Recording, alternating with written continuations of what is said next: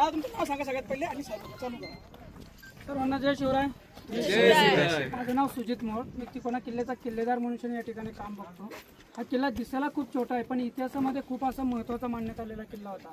हा किल्ला आजूबाजूच्या परिसरावरती नियंत्रण ठेवण्यासाठी आणि शत्रूंवरती वचक ठेवण्यासाठी केळणीचा किल्ला म्हणून वापरलेला किल्ला होता. हा किल्ला इसवी सन 800 ते 1000 सालामधला किल्ला आहे असं इतिहासतज्ञांचं मत आहे. पण आपल्या भागामध्ये सगळ्यात अगोदर 1585 मध्ये निजामशाही आली. त्यावेळेस निजामशाहीचे सरदार मलिक अहमद निजामशाह यांनी हा किल्ला निजामशाहीत दाखल केला आणि या किल्ल्याला अमनगड असं नाव ठेवलं होतं. मग त्यांनी काही दिवस राज्य केल्यानंतर 1657 मध्ये छत्रपती शिवाजी महाराजांनी कोकणातील काही किल्ल्यांबरोबर हा किल्ला पण आपल्या स्वराज्यात घेतला आणि या किल्ल्याला वितंडगड असं नाव ठेवलं होतं. तर या किल्ल्याचा मेन उपयोग म्हणजे आपल्या राज्यातल्या 12 मावळांपैकी हे समोरचं पवन मावळ आहे. ह्या पवन मावळाच्या देखरेखीसाठी आणि सुरक्षेसाठी आपल्या स्वराज्याचे सरसेनापती नेताजी पालकर यांना महाराजांनी या किल्ल्याची किल्लेदारी दिली होती. तर ज्यावेळेस या किल्ल्यावरती आले त्यांनी हा वाडा बांधला आणि ह्या वाड्यामध्ये राहून आजूबाजूच्या परिसराची निगराणी ठेवली. निगराणी म्हणजे काय की शत्रू कुठल्या भागातून येतो, कुठल्या भागात जाणारे किती शत्रू आहेत, त्या शत्रूंना कुठल्या खिंडीमध्ये अडवता येईल, कुठल्या जंगलामध्ये जाऊन त्यांच्याशी गनिमीकाव्याने लढता येईल ही त्यांच्यावरती नजर ठेवण्यासाठी आणि वचक ठेवण्यासाठी वापरलेला तिकोना किल्ला होता.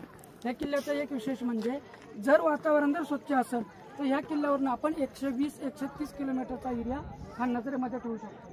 का तर या किल्ल्यावरून आपल्याला 8 किल्ले बघायला मिळतात.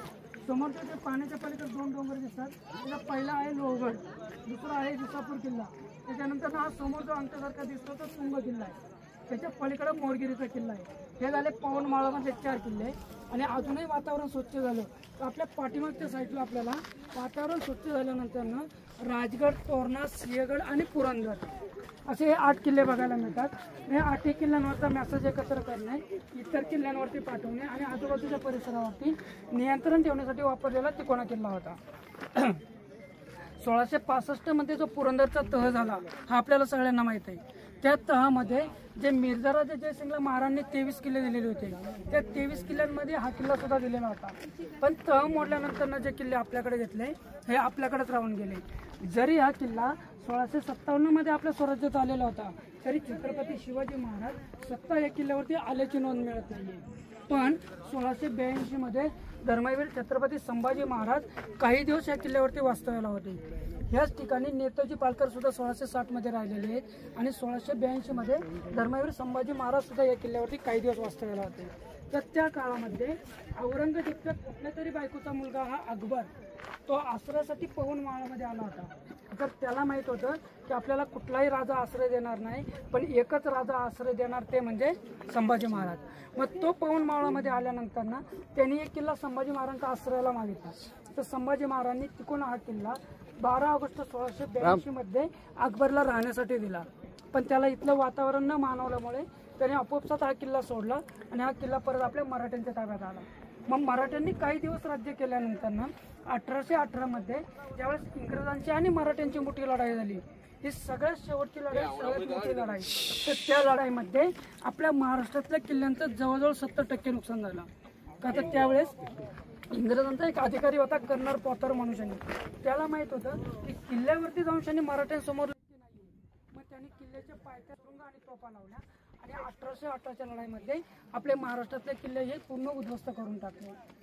आता 1818च्या लढाईमध्ये 70% गडकिल्ल्यांचं नुकसान झालं तर झालं, पण राहिलेल्या 30%पैकी 20% गडकिल्ल्यांचं नुकसान आपण केलेलं आहे आणि 10% गडकिल्ले शिल्लक आहेत. तर तुम्ही म्हणसान हे 20% कसं काय? त्याचं साधं उदाहरण तुमच्या समोरच आहे.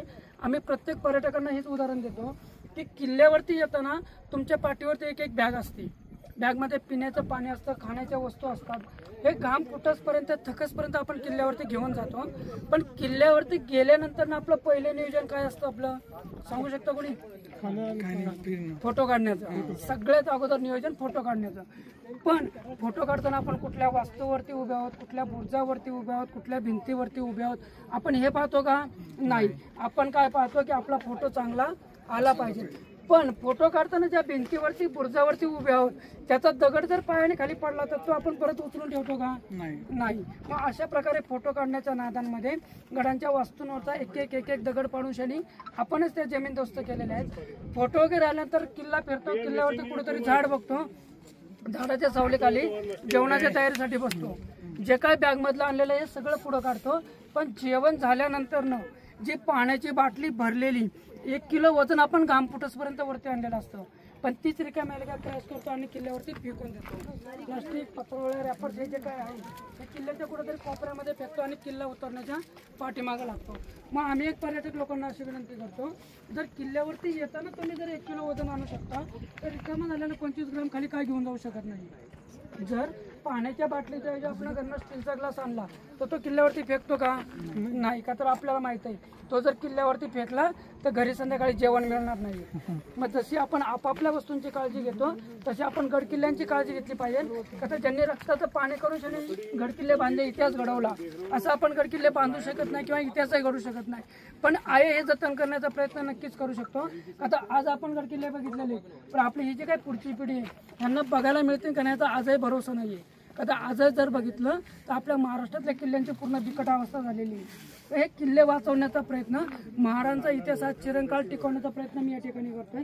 तर माझी तुम्हाला सगळ्यांना एक विनंती आहे की आपणही कुठल्या गड किल्ल्यांवरती गेलात तर आपल्याकडनं कुठला गैरप्रकार होणार नाही, गडावरती कचरा होणार नाही किंवा आपल्यामुळे गडाचं कुठलं नुकसान होणार नाही, एवढी सगळ्यांनी काळजी घ्यायची. तर या किल्ल्याचा मेन उपयोग म्हणजे आपल्या राज्यातल्या 12 मावळांपैकी या पवन मावळावरती लक्ष ठेवण्यासाठी आणि शत्रूंवरती वचक ठेवण्यासाठी टेहळणीचा किल्ला म्हणून वापरण्यात आलेला तिकोना किल्ला. जय शिवराय. 2 मिनिटं मित्रांनो. एक घोषणा दिली. छत्रपती शिवाजी